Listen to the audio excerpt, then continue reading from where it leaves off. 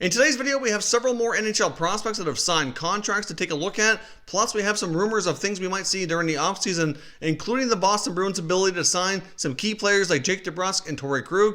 Plus, could Tuuka Rask actually retire after the coming year? And the Olympics have been officially canceled. What could that mean for the NHL possibly returning for some summer hockey? We'll jump into all that coming up next.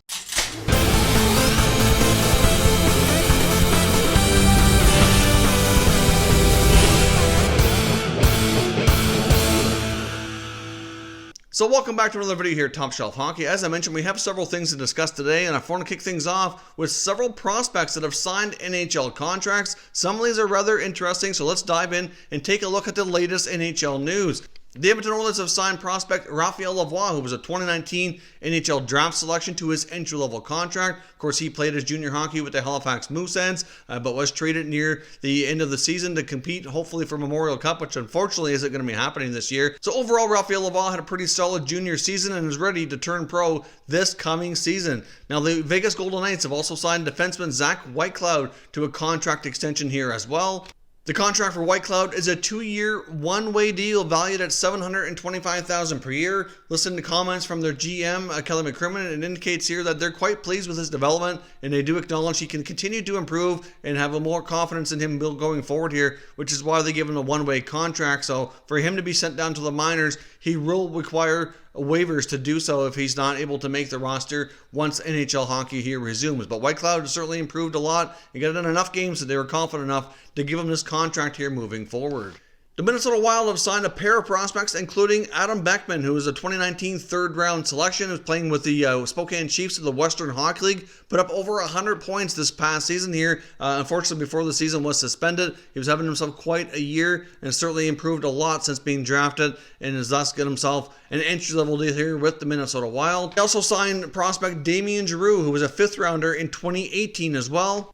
He was a center iceman playing in the OHL with Saginaw, who put up a 75-point season this past year as well. So a couple of later round picks getting contracts there for the Minnesota Wild. It's nice to see some mid to late round picks turning out and getting contracts, and we'll see how they develop here once they get a taste of pro hockey. We have another last-minute prospect signing that's taken place just as I begin to record this video as well. The Minnesota Wild actually haven't signed two. They've signed a third, and this guy is one of the top-ranked college free agents that's out there, and it's Mitchell Chaffee, who certainly played his hockey here at UMass Amherst, was a former teammate of Cale Makar. Certainly a very dynamic player who could be another big addition here for the Minnesota Wild. So they've had a big day with signing lots of prospects for the future. The Nashville Predators have signed goaltender Connor Ingram to a 3-year contract extension at $732K per season. Of course, Ingram, as we discussed, is one of the top goalie prospects around the NHL. At least in my opinion, I think he's pretty solid. Basically was given away by the Tampa Bay Lightning not long ago. The Predators picked him back up, and he's done quite well with the Milwaukee Admirals here ever since. He has some pretty good stats with the Lightning organization in the minor leagues as well before being let go and basically given to Nashville. So essentially, this is going to help them out a lot with the Seattle expansion draft, in my opinion. Pekka Rinne is only signed for one more season, so where the expansion draft would take place after that. Technically, he would be a free agent. I would suspect he quite likely will retire. They have UC Saros, and they also have Ingram. And depending on what Ingram gets for NHL action, if not much by then, he might not even be required to be protected. So they very well could end up protecting Saros and still have Ingram as well in the system and be able to go with that for a duo and not really be at risk to lose either one. But depending on how things go during the next NHL season, even if he does get enough NHL action that he requires to be covered, it gives him an ability to expose a goaltender and still have at least one decent starter left over here in their system. But I think Ingram very well could possibly be the starter of the future for the Predators in the next couple of years. I really think that they got themselves a steal of a deal picking him up from Tampa Bay. The Buffalo Sabres have also signed a college free agent. They picked up 24-year-old center Dawson DiPietro. Due to his age, he only gets a 1-year contract. The Carolina Hurricanes have signed a pair of brothers as well, the Cotton brothers, who hail from Texas. David Cotton is 22 years old, was originally a 6th-round pick back in 2015, played his college hockey for Boston College, is now turned pro, and signed his entry-level contract. And his brother Jason Cotton has signed a 1-year contract filed at $725K out of Sacred Heart University, and I do believe, I could be wrong, but I think he's the first player to come out of that hockey program to sign an NHL contract. So it's nice to see players coming from different areas. I'm I'm not sure if they were kind of signed as a package deal or how that worked out, but the Carolina Hurricanes have themselves a set of brothers now in their organization. The Philadelphia Flyers have signed 22-year-old Tanner Laczynski, who was a 2016 selection. He was drafted in the 6th round, has been playing college hockey for Ohio State for the past few years, so he's certainly now ready to sign his pro contract and leave college. He put up 34 points in 36 games this past season. Now, as I mentioned as well, I want to take a look at some offseason NHL rumors as well, starting with the Vancouver Canucks. Now, there's certainly more dialogue between the Canucks and goaltender Jacob Markstrom's camp. There's been revealed as well that he has fully recovered from the injury that he had suffered and was out for the last stretch of Vancouver Canuck games before the NHL season was suspended. So if and when the NHL is able to resume this season, he is ready to go and could be in the net for the Canucks. Will certainly be a big boost to them as they were struggling without their star netminder. Obviously, I think they've discovered here just how important he was. If they didn't already know, their other goalies just aren't quite ready yet, and they are going to be continuing dialogue, and it might prove difficult to sign him, but it's something that they really need to focus on. Of course, the Canucks are tight up against the cap, don't have a ton of space and a ton of flexibility here, but they really need to do what they need to do to make sure they can keep their star netminder, at least in a short term. Now, of course, ideally, it'd be nice to say, yeah, sign him on a short-term deal, but he's going to be looking for term and decent amount of money considering how he's performed. He's also going to want a form of a no-trade clause to make sure that he's not exposed in the expansion draft as well. So even though they continue to have dialogue and there might be a little bit more optimism that can get him signed, it's still, there's a lot of work to be done there, and that signing is going to prove to be very difficult. Now, jumping over to the Boston Bruins, they certainly have their fair share of contracts that might be challenging this summer. Of course, they have some key players that are going to need new deals, including Jake DeBrusk and Torrey Krug. Now, the report on Torrey Krug that we've seen lately is they might be pressuring his camp to take a deal of $6.5 million or less. He's making around $5 right now. And if you take a look at all the other top players on this team, they've all taken a bit of a hometown discount to remain with the team, which has given that team more flexibility longer term. Guys like Brad Marchand, Patrice Bergeron, David Pastrnak, they're not making the big mega bucks of, $9-10 million. So obviously, there's a bit of a team philosophy there that if you're going to be a part of that core, you're going to have to make sure you get paid properly, but at the same time, you get paid enough to make sure that they can round out the rest of the team. So I guess we'll see what they can do for Torrey Krug. I know he had mentioned before in a previous interview before the season was suspended that he was open to taking a bit of a discount to remain with the Bruins since he loves being part of that team. And he very well might be able to do that, but depending on how much money's on the table can certainly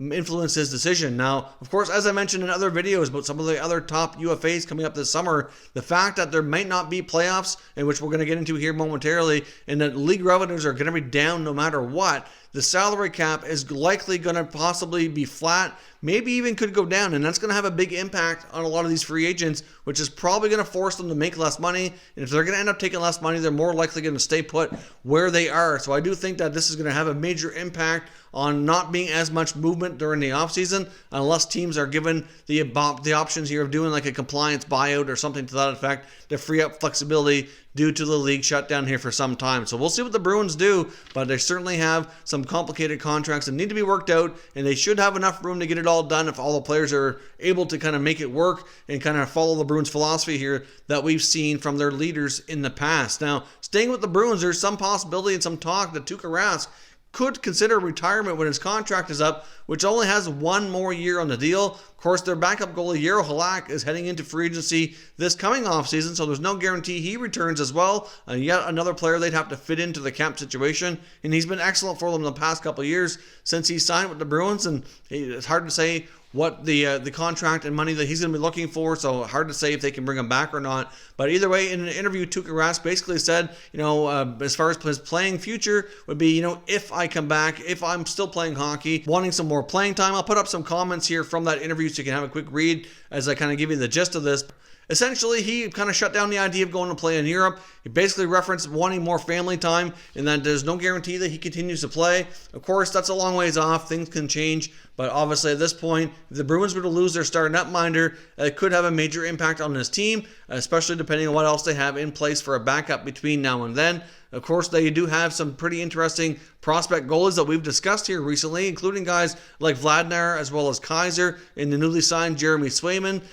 So they're all interesting. They're all pretty solid looking goalies at this point in their career development. None of them are certainly ready to take on the role of being the Bruins starter, though, as of now. But of course, another year of development can certainly go a long way to helping them get ready. So it'll be interesting to see how the Bruins respond to this, and if they have any other inside knowledge about the possibility of Rask maybe being done after next season. So I'd love to know what your thoughts are on the Boston Bruins in this Tuuka Rask situation. Do you think he really could consider retiring at the end of his contract? And what do they do at that point? Do they go out into the free agency or the trade market? Or do you think one of their other younger goalies will be ready for a big-time promotion at that point in time? Unfortunately, due to everything going on with the coronavirus and all these places being shut down, basically, we've seen more cancellations in the hockey world, including the Canadian Hockey League shut down all the junior leagues, as well as the Memorial Cup tournament. So for the first time in over 100 years of history, the Memorial Cup will not be handed out this year. Of course, the first year of its existence was during the last time there was a really major pandemic, which kind of shut a lot of the things down around the world, but they were able to play through it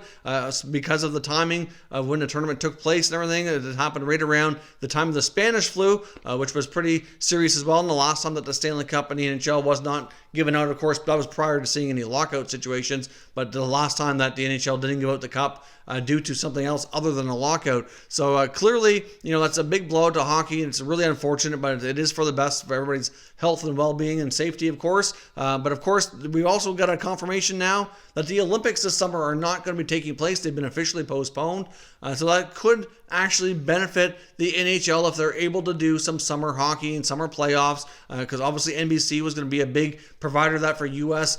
television rights, and now they're going to have a lot more availability within their TV screen. So that's certainly going to be important for hockey here. If they're going to be able to go into the summer and do any regular season or playoff games, they're going to need to get a big draw on television to make it worth their while. And hopefully at that point they can at least do some fans in attendance, but it's really debatable how that's going to go. It's way too early to say. The way things are going in the U.S., the number of cases with this virus has been exploding still, and until it starts to calm down and see a good decline, it's really going to be difficult to say when things could get underway. But there was some lobbying by some top players apparently in the NHL to maybe consider doing like an August and September NHL playoff Stanley Cup format of some sort, and then maybe taking October off and then starting the new season in November or something. So we'll see. I mean, they're brainstorming ideas constantly all the time. The NHLPA, the NHL, all the teams are just constant contact, constant dialogue, and they're also obviously, having all kinds of potential plans in place